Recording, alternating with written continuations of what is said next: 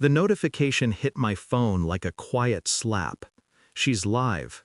That alone wouldn't have meant anything. She streamed often, usually for attention, validation, the cheap rush of strangers agreeing with whatever story she fed them. But the thumbnail froze me.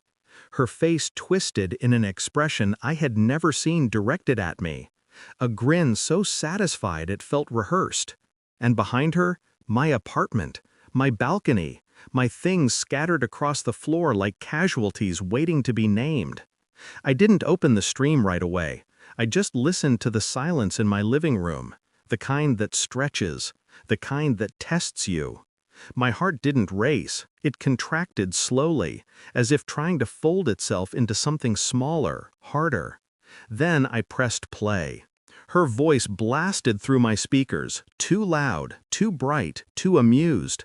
"Watch this, he deserves nothing." The camera jerked as she grabbed one of my shirts, my father's shirt, and flung it over the railing. Followers cheered, hearts bounced across the screen. She laughed again, breathless, shaking with a kind of thrill I'd never seen in her eyes when she looked at me. I felt something settle inside me. Not anger, not sadness, just a cold, measured awareness that something had finally cracked all the way through. I opened my own live. My voice was calm. "Thanks for the evidence." And in that moment, before the sirens, before the pounding on the door, I knew I wasn't the one falling anymore. She was. It hadn't started with the stream, of course not.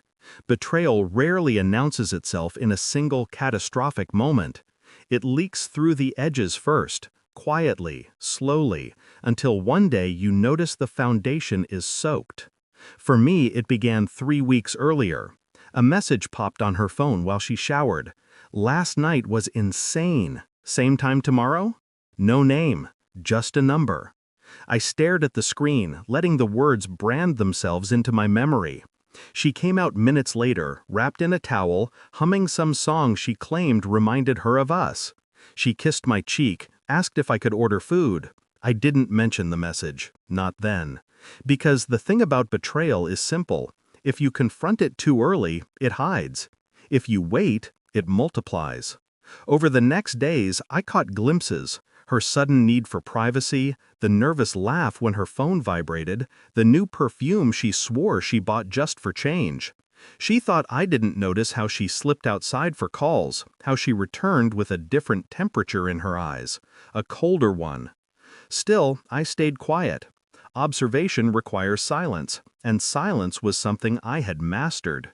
But then came the night I walked into the living room and found her recording a rant. She didn't know I could hear her, didn't know her voice carried through the walls. "He's so boring. He doesn't even suspect anything." A pause, a laugh. "Honestly, I'm done with him. I just need a good reason." She was creating a moment, a justification, a spark to ignite the narrative where she was the victim and I was whatever monster her followers needed me to be. I remember standing in the hole, letting each word carve into me. Not because they hurt, but because they confirmed what I already knew. She was rewriting the story. But she forgot I was listening. I didn't confront her, not once. Instead, I collected the quiet truth piece by piece. Phone records, receipts she tried to hide, a location tag she forgot to turn off, a hotel booking under her name but paid by someone else. Every clue sat in a folder on my laptop. She never suspected. She believed my silence meant ignorance, not calculation. I watched her carefully. Not with desperation, but with the detached precision of someone studying a pattern. Her lies had a rhythm, a predictable beat.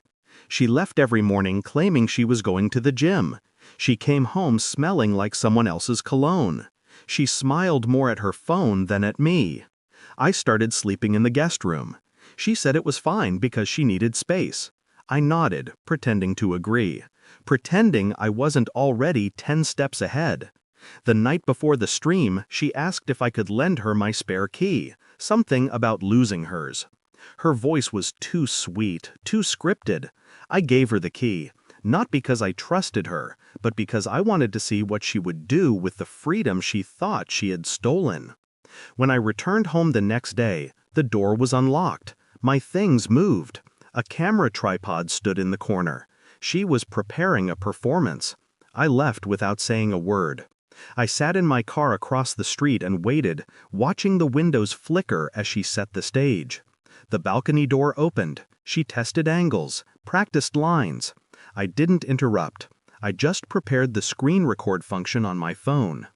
People think revenge is loud, explosive, violent. They are wrong. Revenge is quiet. Revenge waits.